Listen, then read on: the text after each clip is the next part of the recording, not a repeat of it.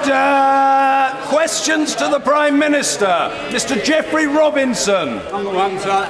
The Prime Minister. Thank you, Mr. Speaker. As we approach recess, I'm sure that members from all sides will wish to thank the staff of this House for their dedication to our work here in what has been a particularly challenging year. We saw terrorists attack our democracy and our way of life, not just in the Westminster attack, but also, obviously, in the attacks at Manchester, Finsbury Park and London Bridge. And it's thanks to the professionalism and bravery of people like Elizabeth Bryan, an off-duty A&E nurse from Cambridgeshire, who ran to help at the scene of the Borough Market attack and who is with us in the gallery today. That this shows that these attacks will never succeed because we are united in defending the values that define our nation. Mr. Speaker, this morning I had meetings with ministerial colleagues and others, and in addition to my duties in this House, I shall have further such meetings later today. Mr. Geoffrey Robinson. Thank you, Mr. Speaker. Of course, we in the whole House associate with the words the Prime Minister spoke about defending our values. But I wonder, her schedule doesn't seem so busy, could she find time to visit Coventry, where I can assure a very warm welcome from the 3 Labour MPs in Coventry who all doubled their majorities and held the recent general election called by herself. Yeah. I'm very grateful for that. On a serious note, is she aware that Coventry is the national centre, designated national centre for the research and development of controls for driverless vehicles?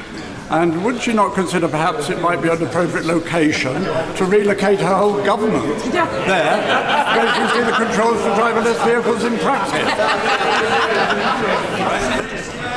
Well, I'm grateful to the Honourable Gentleman. I'm always happy to visit the West Midlands, and I have to say I'm particularly pleased to visit the West Midlands under its new Mayor, Andy Street, who's doing a very good job. And he mentions the question of automated vehicles. This country is a leader in automated vehicles. That's part of building a strong economy, and that's what this government is doing. Helen Whately. Thank you, Mr. Speaker. Last week, our National Health Service was judged the best healthcare system. Best, safest, most affordable, better than France, Germany, Norway, Sweden, Switzerland, Australia, New Zealand. Too often in this House we focus on the negatives, and I've heard the Labour Party attempt to weaponise the NHS.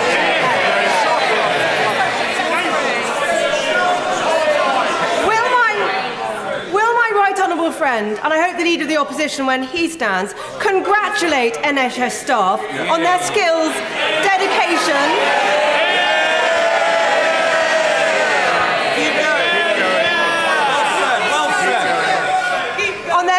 dedication and the hard work they have put in to achieve these high standards. Well, can I thank my honourable friend? I am very happy to stand here and to congratulate all those NHS staff who are delivering such a fantastic service and who have made the NHS once again, because this isn't the first time, once again the #1 health system in the world. And we are determined to continue to enable that high level of service to be provided, which is why between 2015 and 2020 we will be investing over £500 billion in our NHS. Jeremy Corbyn. Thank you, Mr. Speaker. Mr. Speaker, I join the Prime Minister in thanking all the staff of this House for all the work they do all the year round. They are fantastic, they're supportive, they're inclusive, and they're great with the public who come here. I want to thank them for everything they do. I also join the Prime Minister in thanking all of our emergency services for the way they coped with all the terrible emergencies we've had over the last few months in this country. And I thank those communities, such as my own in Finsbury Park, that have come together to oppose those who tried to divide us as a community and a people.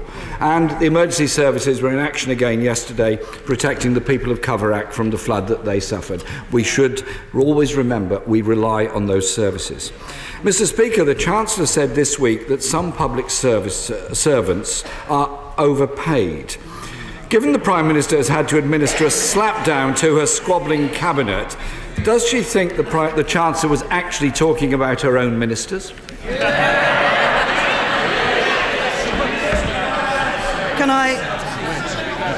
Can I first of all join the right honourable gentleman, not only in praising the work of our emergency services, but also in recognising the way in which, after the terrible terrorist attacks we've seen, and of course the Grenfell Tower fire, that appalling tragedy, the way in which we have seen communities come together and support those who have been victims of those terrible incidents that have taken place. And I was very pleased to see Nose to be able to visit Finsbury Park after the attack that took place there and see for myself the work that had been done in that community and the work that he had done over that night in working among his constituents to ensure that the community came together after that terrible attack. Now, in terms of public sector pay, I will simply say this to the right honourable gentleman.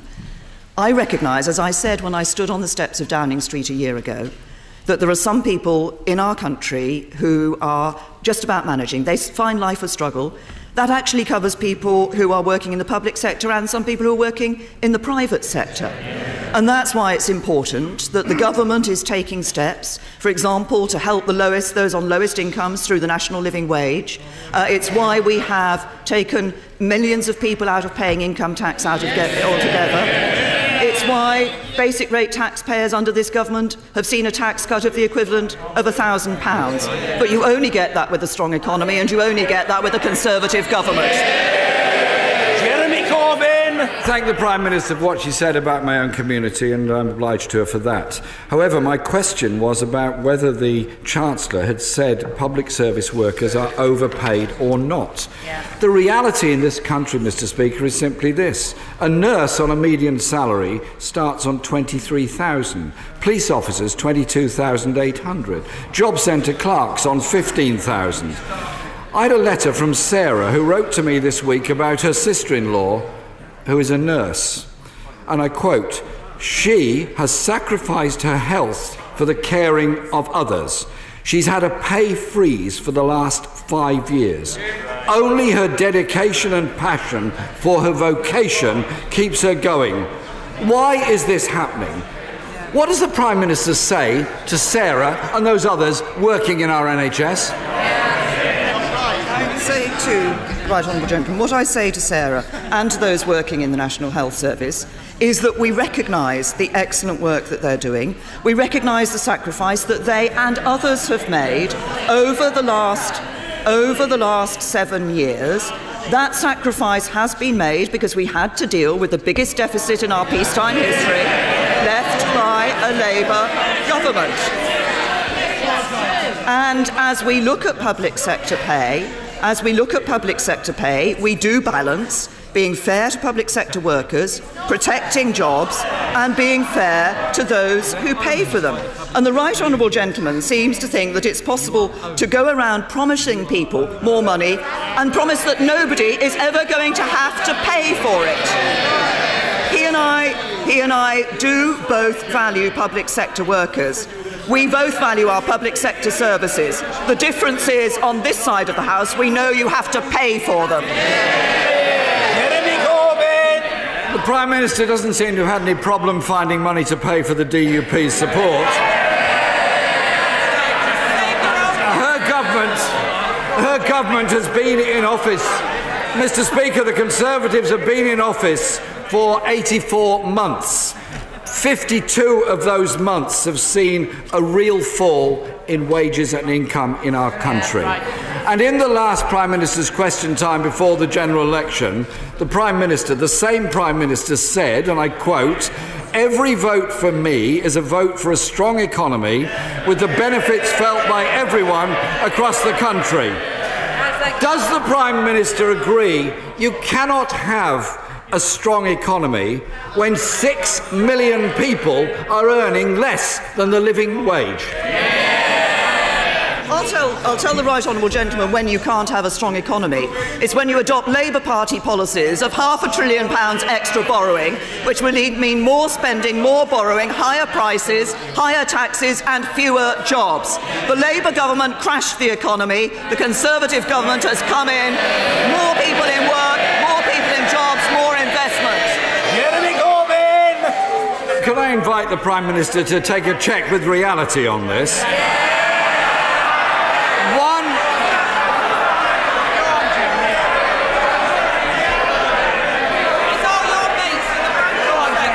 Mr. Speaker, 1 in 8 workers in the United Kingdom, that is 3.8 million people in work, are now living in poverty. 55% of people in poverty are in working households.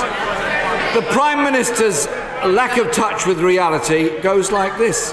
Low pay in Britain is holding people back at a time of rising housing costs, rising food prices and rising transport costs.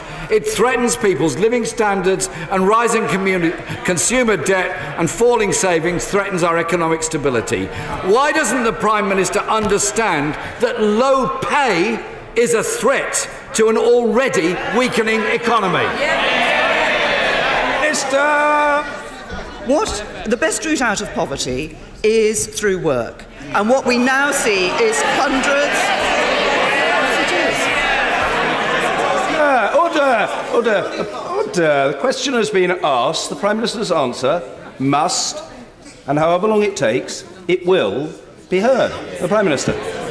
The best route out of poverty is through work. That's why it's so important that over the last 7 years we have seen 3 million more jobs being created in our economy. It's why we now see so many thousands of people in households with work rather than in workless households.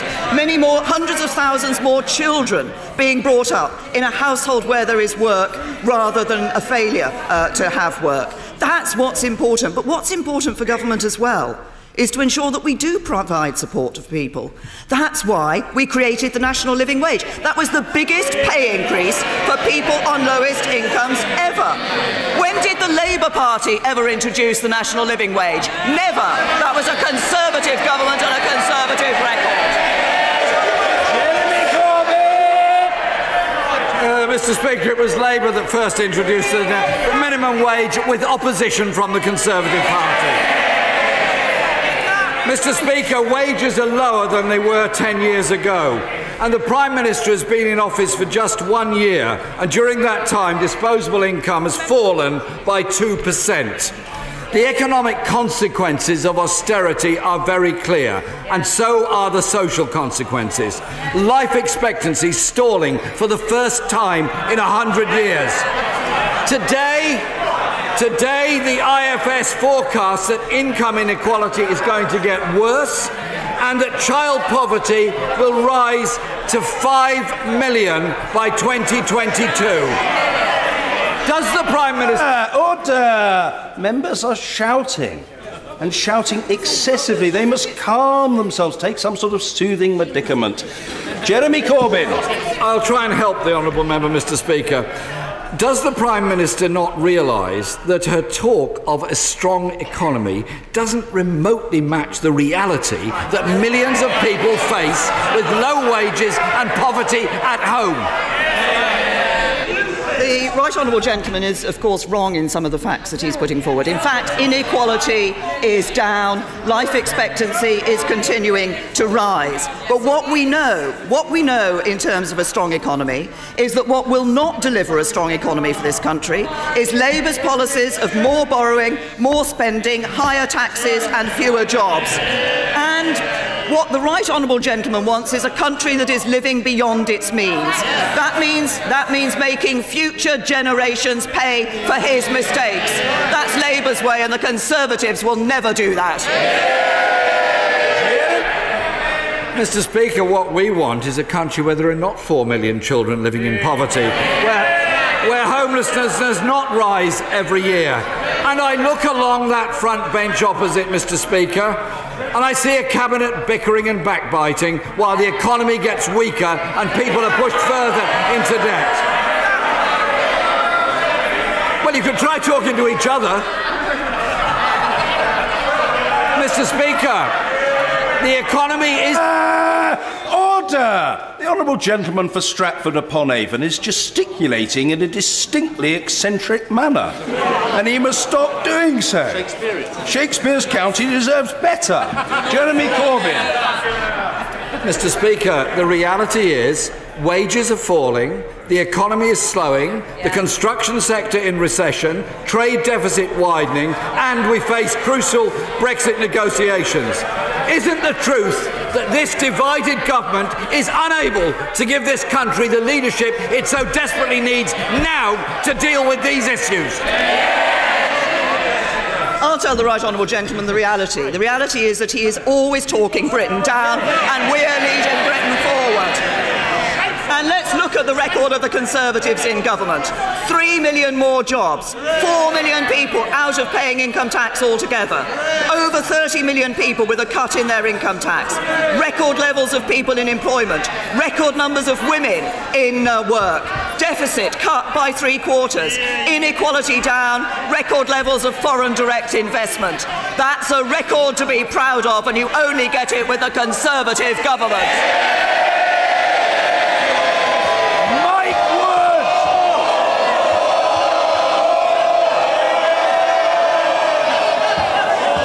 I don't think the honourable gentleman knew how popular he was. Mike Wood. Again. The Black Country flag has come under attack from the other sides of this chamber in recent days. But will the Prime Minister join me in again congratulating Gracie Shepherd, who designed the flag when she was just 12 years old, reflecting our industrial heritage? And does she agree that the latest figures showing the West Midlands as the fastest growing part of this country shows once again that the Black Country remains a great place to do business? Well, as my honourable friend says, he's absolutely right. The Black Country remains a great place to do business, and I'd like to congratulate Gracie on on designing that flag at the age of only 12 years. And I have to say that I'm sure that she and others, including the Express and Star, have been surprised at the attitude from the benches opposite on this particular issue. And I commend both my honourable friend and my other honourable friends in the Black Country, and indeed the Express and Star, for the work that they are doing to promote the Black Country as that great place to do business and to live and to bring up children like Gracie. Ian Blackford. Thank you, Mr. Speaker. Does the Prime Minister believe that her government has delivered pension fairness for women who, like her, were born in the 1950s? What the government is delivering for women is a better state pension for women, so that women in future will be better off under the state pension than they have been in the past. We are equalising the state pension age. I think across the whole House everybody will recognise that that's the right thing to do. Ian Blackford. Thank you, Mr. Speaker. The Prime Minister has found up to £35 billion for Hinkley Point C nuclear power station. Up to £200 billion to replace the Trident missile system, and £1 billion for a deal with the DUP just so she can keep her own job.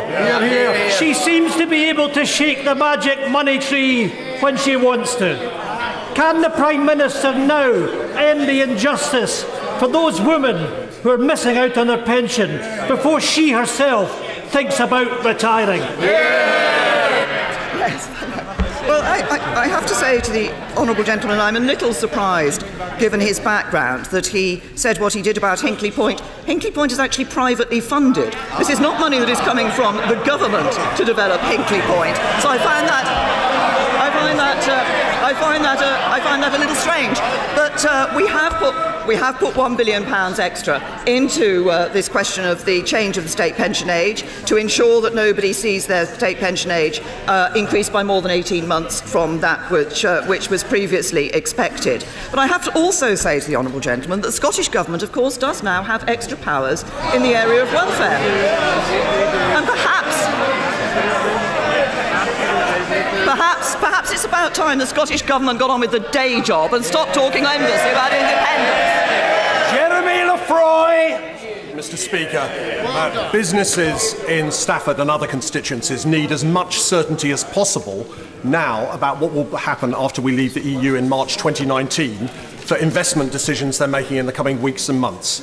As the government works on the comprehensive future relationship with our European neighbours, will it also negotiate time-bound transitional arrangements which prioritise the jobs of our constituents and the health of our economy?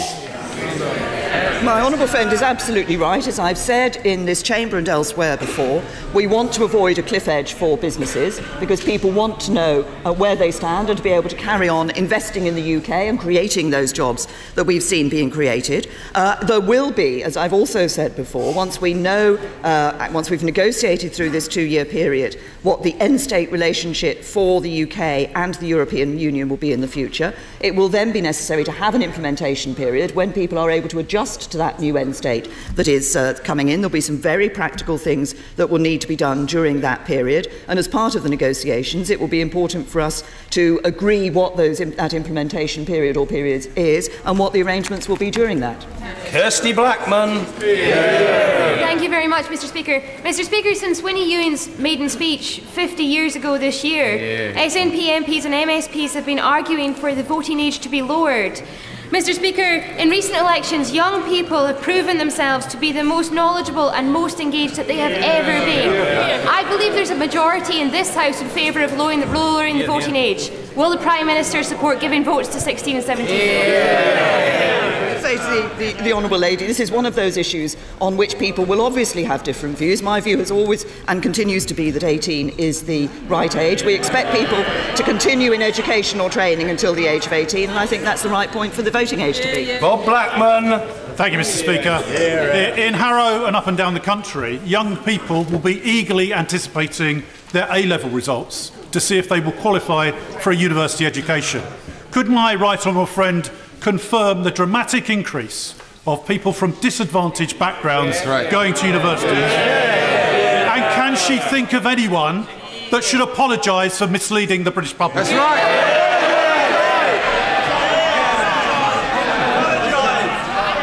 Well, I think it's very important, as people are thinking about going to university, that they are not misled in any way. It is the case that more disadvantaged 18-year-olds are now applying to university than ever before. I believe the Right Honourable Gentleman, the Leader of the Opposition, said exactly the opposite, and I think he should apologise for having said that. But I think actually the Labour Party should go further. At the election, the Leader of the Opposition vowed to deal with student debt. Labour were going to abolish student debt. Now they say it wasn't a promise at all. Students know Labour can't be trusted on student fees. Mr. Paul J. Sweeney. The Prime Minister will now know what it's like to have a job, but to lack job security. Sometimes it can even bring a tear to the eye. Given her newfound empathy for millions of workers in insecure work, why is she now cutting 6 DWP job centres in Glasgow and also back office staff at Springburn in my constituency, where unemployment is twice the national average? Well, can I start by welcoming the honourable gentleman to his new job in this House. What is happening in relation to the job centres in Scotland is that we are ensuring, DWP is ensuring that it is using the estate properly to the best advantage, and as a result of what is happening, no services are going to be cut. In fact, services to people using job centres will be enhanced in future. I think what matters is actually the service that is provided to people attending those job centres. Richard Drax. Thank you, Mr. Speaker. The brave men and women of our armed forces put themselves in extremely challenging situations in their efforts to keep us all safe. We owe it to them, therefore, to do all we can to support them and their families when they have completed their service. I warmly welcome the launch of the Defence People Mental Health and Wellbeing Strategy yesterday. But can my right honourable friend tell the House how we can coordinate this excellent programme with our international allies, and may I wish her a very well-deserved break when she finally decides to take it in the recess.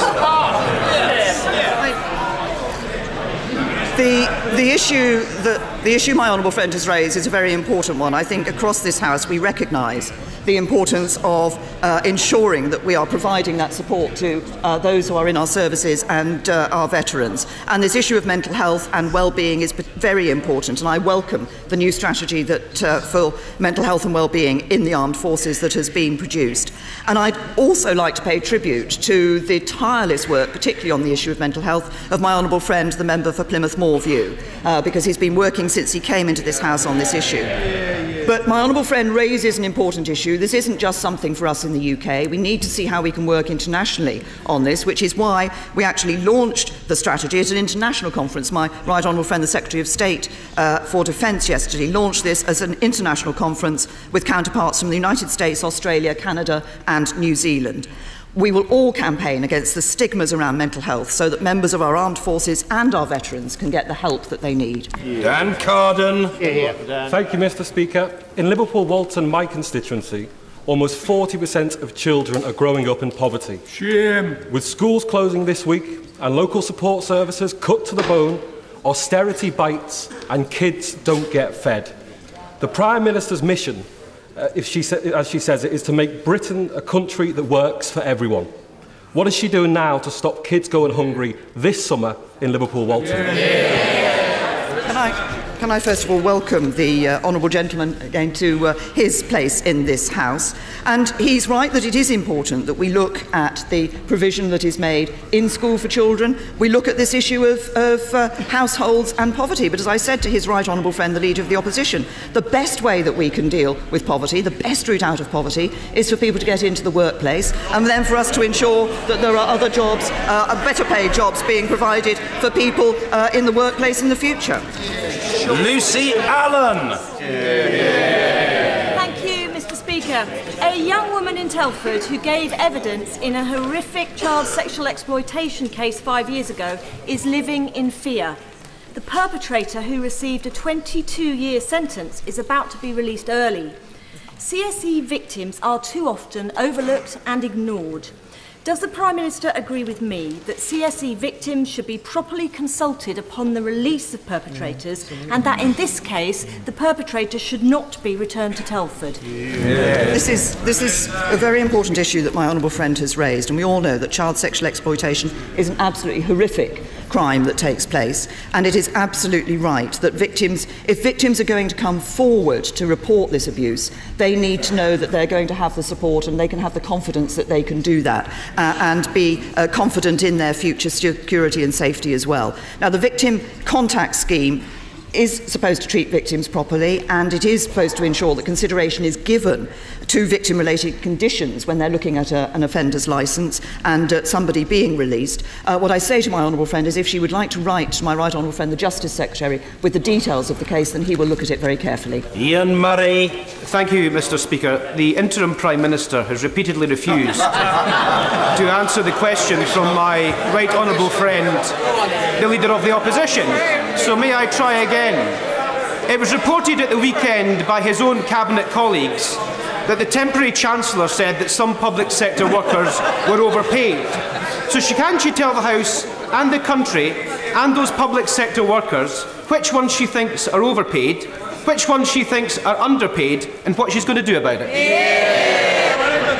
As I said earlier, I recognise that there will be people working in the public sector who do find life a struggle, who are just about managing. There will be people working in the private sector who are in the same place as well. I also say to the honourable gentleman that, as we've seen in the figures that have been released today, there are some people working in the public sector who are very well paid.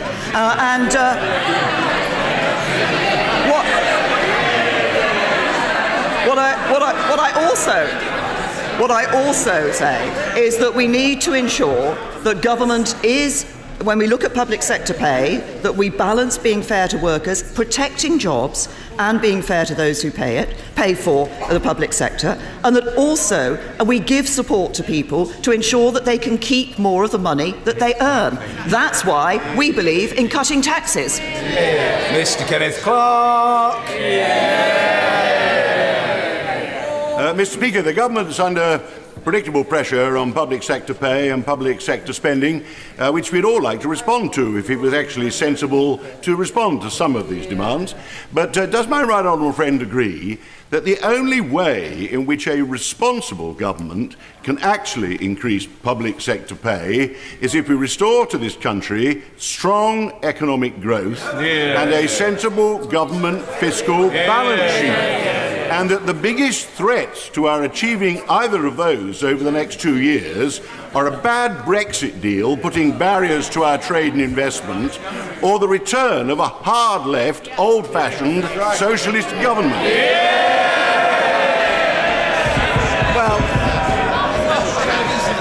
My right honourable friend is absolutely right, and as a very successful former Chancellor of the Exchequer, with expertise on this particular issue. He's right that we need to get a good Brexit deal, but he's also right that the policies of the Leader of the Opposition and the Shadow Chancellor, were they ever to get the opportunity of putting them into practice, would not lead to more money for nurses or more money for our National Health Service or more money for our public sector. It would lead through its higher borrowing, higher spending, higher borrowing, higher taxes. We would see jobs going, we would see higher prices, higher taxes for people, and we would see less money available for our health service and less money available for our nurses. Gordon Marsden. Mr. Speaker, does the Prime Minister know that her universal credit process is failing my constituents? The Salvation Army and Street Life report that vulnerable Blackpool people are juggling a month's money without help, unfair sanctions for people with mental health issues, a 6-week wait for money coming causing more stress, and a phone helpline which Citizens Advice says can cost claimants 55p a minute and 39 minutes to answer. Couldn't she start by getting them a free phone number? To the honourable gentleman, I think the importance of the universal credit scheme is it is ensuring that being in work always pays. What we see from the universal credit scheme is that we are seeing more people getting into the workplace, but the DWP is constantly looking at the scheme and how it is operating around the country to ensure that any problems that are being raised by people are being addressed. Antoinette Sandbach. Mr. Speaker, thousands of my constituents and millions of consumers in this country have to pay surcharges when they use their credit or their debit card, a highly unfair practice. Could my right honourable friend outline the impact of lifting of surcharges on consumers in this country? My honourable friend is absolutely right, and I think it's very important that this issue is being addressed. We believe that rip-off charges have no place in modern Britain, and that's why card charging abuse is going to come to an end. This is about fairness and transparency. We don't want people to be surprised when they come to pay for something that they see an extra surcharge suddenly being added because they've used a particular card. We estimate that the charges can add up, and that the total value of these fees back in 2010, was estimated at £473 million. That money is going to be put back in the hands of shoppers across the country so that they have more cash to spend on the money on the things that matter to them. Mr. Pat McFadden. Thank you, Mr. Speaker. In her Lancaster House speech, the Prime Minister said that the UK would be leaving the single market. Can she tell the House whether that red line on the single market also applies to any transition agreement or implementation period that might be agreed for the period after March 2019? We said we would no longer be members of the single market because we will no longer be members of the European Union, and there are the four pillars, as the European Union consistently says, the four pillars are indivisible, and therefore the other issues that we wish also to be not to be subject to, like the European Court of Justice and free movement requirements, mean that we will no longer be members of the single market. At the end point, when we have, at the end of the 2 years, negotiated the end state deal, there will then be an implementation period for that deal, but we're very clear that at the point at which we reach the end of those negotiations, we'll be out of the European Union. Speaker, can I welcome the IFS report this week into income inequality in the UK? The report clearly shows that, contrary to Labour propaganda, often repeated during the general election, that the income gap between rich and poor in our country has reduced every year since 2010. Does my right honourable friend agree with me that this clearly shows that those with the broadest shoulders are bearing the heaviest burden of dealing with the debt we inherited from the last Labour government? No, my honourable friend is absolutely right. The IFS report very clearly shows what he has said today. And as we know, the top 1% of taxpayers are bearing 27% of the tax burden. That is a higher burden than in any year under the Labour government. Ms Haig. Thank you, Mr. Speaker. NHS England commissioned child and adolescent mental health beds at a private hospital in my constituency, which recently received a damning CQC report. The CQC found the hospital was unsafe, not least because on inspection they found a young woman with MRSA with open wounds on a ward. Does the Prime Minister share my concern that a shortage of mental health beds risks the NHS placing very vulnerable young people in unsafe environments? And will she consider giving NHS England the responsibility and the resources to investigate the quality of care before their commission? I think the Honourable Lady has raised a very significant point. First of all, on mental health, of course, we are boosting the funding that is going into mental health in the National Health Service. We're taking a number of, and across the picture, across government, in terms of dealing with mental health, and we're taking a number of steps to improve mental health. But she's raised a very particular case, which I'm sure everybody around this House would have been concerned to hear, and I will ensure that the Secretary of State looks into the case that she's raised. Nusrat Ghani. Daesh's atrocities have failed to deliver a caliph and the fictional caliphate. Does my right honourable friend agree with me that our international partners must provide resources and commitment to apply international law and bring prosecutions against Daesh fighters and those who choose to partner with them, making it clear that wherever a death cult terrorist hides, we will find them and hold them accountable for their barbaric crimes? My honourable friend is absolutely right about this. It is important that those who have committed these horrific crimes are brought to justice. We have done good work as United Kingdom in helping those in these theatres to actually be able to see how they can collect evidence that can be then used in prosecutions. We want to do this work internationally through the United Nations, and it's an issue that, in fact, yesterday I was speaking to Prime Minister Abadi of Iraq about, and we want to work with them and others to ensure that we can send the very clear message that my honourable friend has identified. Sarah Jones. Thank you, Mr. Speaker. Does the Prime Minister agree that the huge increase in knife crime has tragic consequences for families in constituencies like mine? What will the Prime Minister do to work with me and other MPs across this House to find solutions to this blight on young lives, including looking again at the budget for policing? Well, can I also welcome the Honourable Lady to the House, to her place in the House. Her presence here, of course, has enabled me to have a very good Chief of Staff appointed into my office in number 10. But she raises this issue.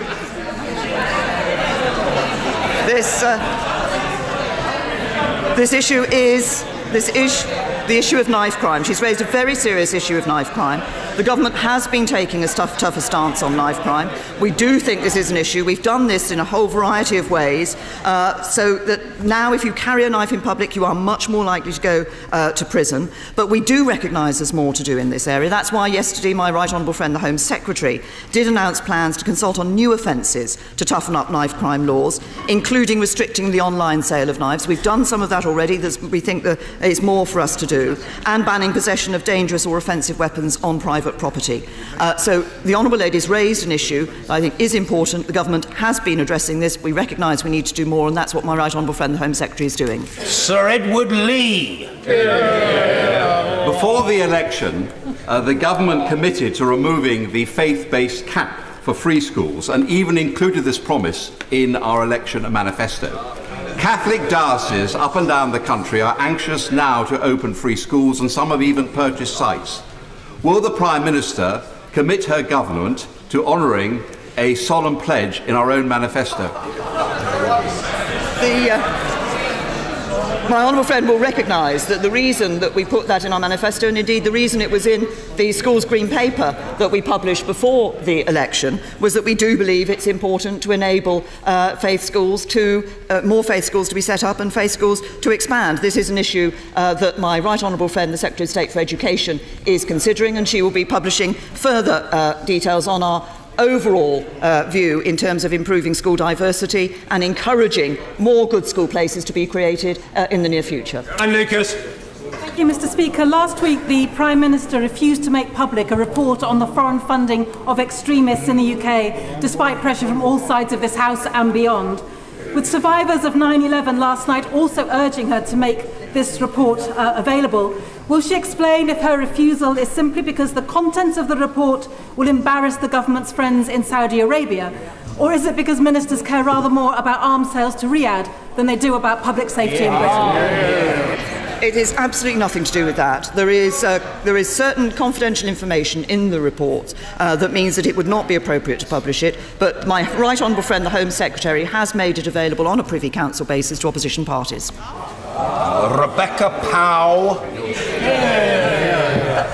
Thank you, Mr. Speaker. And Mr. Speaker, for signs of the strong economy that the Prime Minister has so eloquently been outlining this morning, you need look no further than Taunton Deane. It is a microcosm of the national picture, with record house building, record employment and record government investment in road schemes like the A358 and the expansion of Junction 25. And would the Prime Minister agree with me that to further fuel the economic success that this government is overseeing, these key road projects should not just speed up traffic and ease congestion, but also unlock more jobs, further fueling the rise in productivity? Well, I'm very happy to recognise Taunton Deane as a microcosm of the excellent economy that we see across the country. And my honourable friend has made an important point, and it's a point that the government readily understands and accepts. That is the importance of investing in infrastructure in order to boost our economy. That's why at the autumn statement last year, my right honourable friend, the Chancellor of the Exchequer, was able to announce the £23 billion in the National Productivity Investment Fund. A considerable portion of that will be going into infrastructure, and we fully recognise the importance not just of large-scale transport projects like Crossrail, like HS2, like the expansion of Heathrow, but also of investment in projects at a more local level if we're going to unlock further economic growth in areas like Taunton Deane. Siobhan McDonough. Thank you, Mr. Speaker.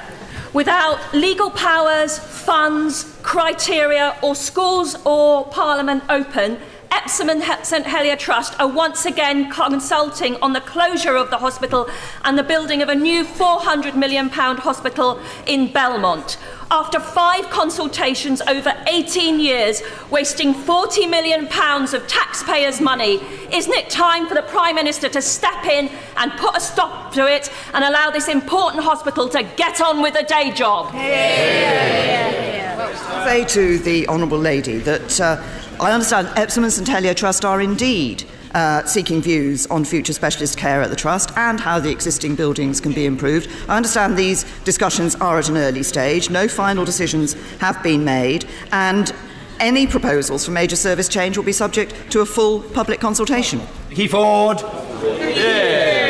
Mr. Speaker, not only has the Institute for Fiscal Studies said that we have the lowest income gaps for a decade, but the Office of National Statistics has also said that Britain has some of the lowest levels of persistent poverty in all of Europe. Very good. Does my right honourable friend agree that it is right that this country is governed by the true facts and not the fake news, and that this government is committed to building a strong economy for all? Well, can I start by welcoming my honourable friend to her place in this chamber, and can I say she's absolutely right. We owe it to our constituents, we owe it to the public, that we actually ensure that when we debate these issues, we debate them on the basis of the facts and not on the sort of basis of the sort of fake news that we hear all too often being put forward in this chamber. Finally, Jack Dromey. Mr. Speaker, Lakeside Children's Centre is a lifeline for often struggling kids and their parents in one of the poorest wards in Britain, giving them the best possible start in life. Yet Lakeside and 26 children's centres now face closure in Birmingham. Does the Prime Minister understand that the consequences of her actions, £700 million of cuts to the City Council's budget, is having devastating impact on the provision of children's centres, and will she act properly to fund and reverse the tidal wave of closures that will otherwise have a devastating impact on the life chances of a whole generation of children? Well said. Well, can I say to the honourable gentleman that obviously decisions on this issue are being taken by the Birmingham local authority, but it ill behoves any member of the Labour Party to stand up in this House and complain about the issues that we've had to address with public spending, because they are the direct result of the failure of a Labour government to manage our economy. Order!